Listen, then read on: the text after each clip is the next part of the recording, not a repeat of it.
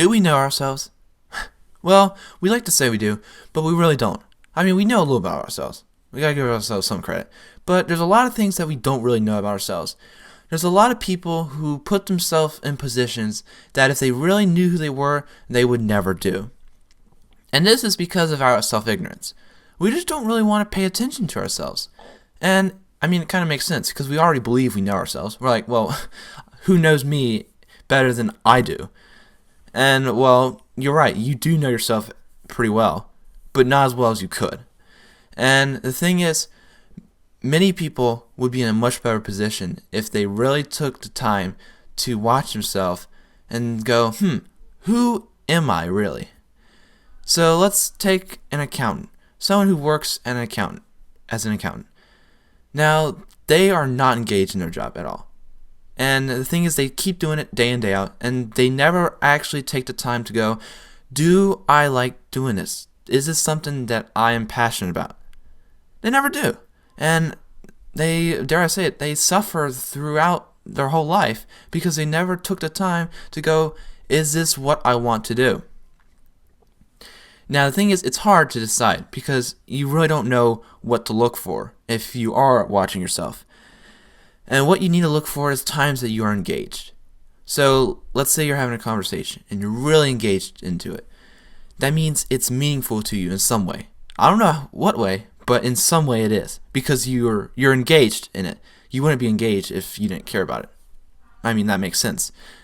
So, if you find a job or a time during the job that you're just really engaged to it. It's like a good movie. You're just really there. And the thing is, if you realize that you're engaged while you're being engaged, you'll immediately pull yourself out of that engagement. But when you look back on yourself, sort of like third person view, you're watching yourself.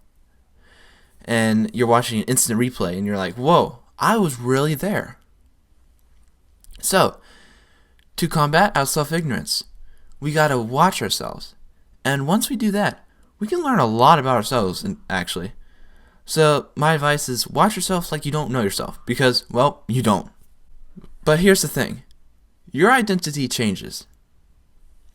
You watch yourself today, and you're like, well, I want to do this and this and this. But then in the future, you're probably going to be a different person. So you have to constantly be watching yourself. I mean, not all the time, but pretty frequently, because the thing is, you will change as you grow older.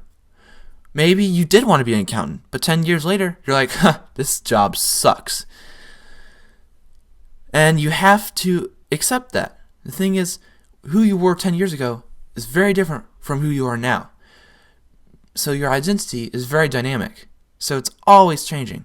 So don't restrict yourself because of who you were 10 years ago. Do what you want to do now. Because the thing is, you're always changing, and you got to keep up with the change.